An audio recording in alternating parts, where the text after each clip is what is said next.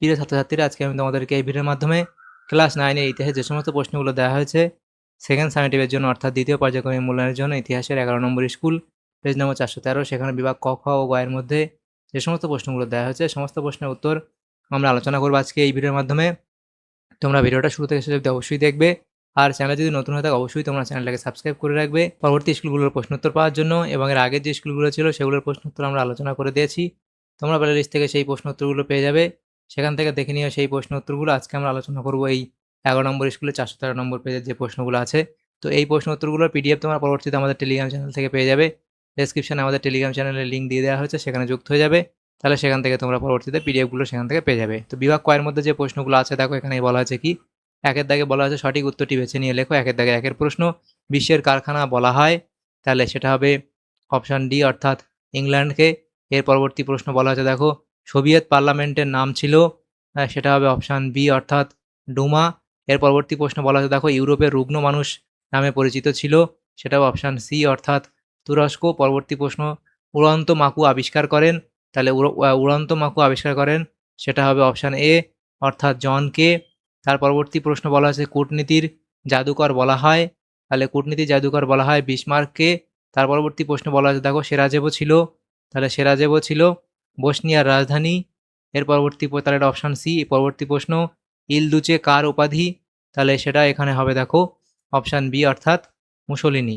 এর পরবর্তী প্রশ্ন বলা আছে দেখো, রাশিয়ায় লাল ফৌজ গঠন করেন, তাহলে এটা হবে ট্রটস্কি, অপশান সি। তাহলে এখানে যে প্রশ্নগুলো ছিল এমসিকিউ টাইপ প্রশ্ন সেগুলো হলো। এর পরবর্তী যে প্রশ্নগুলো আছে দেখো, পরবর্তী প্রশ্নগুলো কি বলা আছে, বিভাগ ক্ষয়ের মধ্যে দেওয়া হয়েছে সেই প্রশ্ন উত্তর প্রশ্নগুলো। সেখানে বলা আছে 2 এর দাগে নিম্নলিখিত প্রশ্নগুলির উত্তর দাও। এ বলা আছে এক কথায় উত্তর দাও। প্রথম প্রশ্ন, জুলাই বিপ্লব কবে হয়, তাহলে জুলাই বিপ্লব কবে হয়, তাহলে লিখবে জুলাই বিপ্লব 1830 খ্রিস্টাব্দে হয়। জুলাই বিপ্লব কবে হয়, 1830 খ্রিস্টাব্দে। এর পরবর্তী প্রশ্ন বলা হচ্ছে দেখো, এর পরবর্তী প্রশ্ন দেখো বলা হচ্ছে যে জাতিসংঘের প্রথম মহাসচিব কে ছিলেন। এই প্রশ্ন উত্তরটা তোমরা কমেন্ট বক্সে কমেন্ট করবে। ইয়ং ইটালি দল কে গঠন করেন, ইয়ং ইটালি দল কে গঠন করেন, তাহলে লিখবে জোসেফ মাৎসিনি, তাহলে সেটা হবে জোসেফ মাৎসিনি। এর পরবর্তী প্রশ্ন কি দেখো বলা হচ্ছে, পরবর্তী প্রশ্ন হচ্ছে দেখো জোসেফ মাৎসিনি, এটা লিখবে।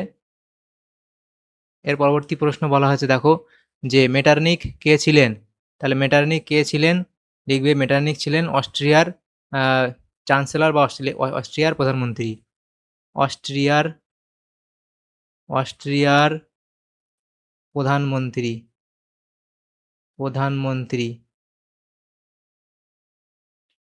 এর পরবর্তী প্রশ্ন দেখো, বইয়ের দাগে বলা হয়েছে সত্য বা মিথ্যা নির্ণয় করতে বলা হয়েছে। প্রথম প্রশ্ন কি, সুয়েজ খাল উন্মুক্ত হয়েছিল 1869 খ্রিস্টাব্দে, এটা এখানে সত্য বলা হয়েছে। 2 এর দাগের প্রশ্ন দেখো বলা আছে কি, বিশ্বের প্রথম সাম্যবাদী রাষ্ট্র হলো চীন, এটা এখানে ভুল বলা হয়েছে।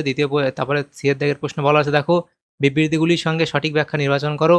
প্রথম বিবৃতি বলা হয়েছে, লেনিন 1921 খ্রিস্টাব্দে নতুন অর্থনৈতিক নীতি ঘোষণা করেন, তাহলে এখানে আমাদের কোন ব্যাখ্যাটা সঠিক হবে, এখানে আমাদের ব্যাখ্যা 2 সঠিক হবে, যে লেনিন দেশকে অর্থনৈতিক বিপর্যয় থেকে বাঁচানোর চেষ্টা করেছিলেন। পরবর্তী প্রশ্ন 2 নম্বর বিবৃতি বলা হয়েছে, ক্রিমিয়ার যুদ্ধে রাশিয়ার পরাজয় ঘটে, এখানে আমাদের ব্যাখ্যা 3 এটা সঠিক হবে।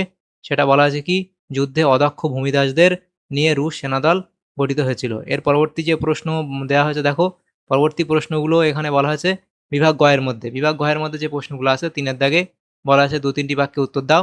এখানে 2 নম্বর করে 4টে প্রশ্ন 8 নম্বর দেওয়া হয়েছে। তাহলে প্রথম প্রশ্ন ছিল কি, এনইপি কি, সেটা এই অবধি লিখবে। পরবর্তী প্রশ্ন, কালো বৃহস্পতিবার কি, সেই সম্পর্কে লিখবে।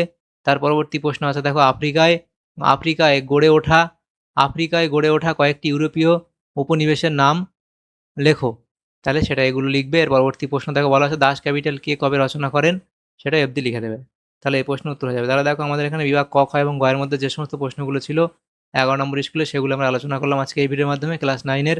তোমাদের যদি সামান্যতম উপকার এসে থাকে ভিডিওটা, অবশ্যই একটা লাইক করবে এবং বেশি বেশি করে বন্ধুদের সাথে শেয়ার করবে। আর পরবর্তী যে স্কুলগুলো আছে সেগুলোর প্রশ্ন উত্তর পাওয়ার জন্য অবশ্যই তোমরা আমাদের চ্যানেলটাকে সাবস্ক্রাইব করে রাখবে। Thanks for watching.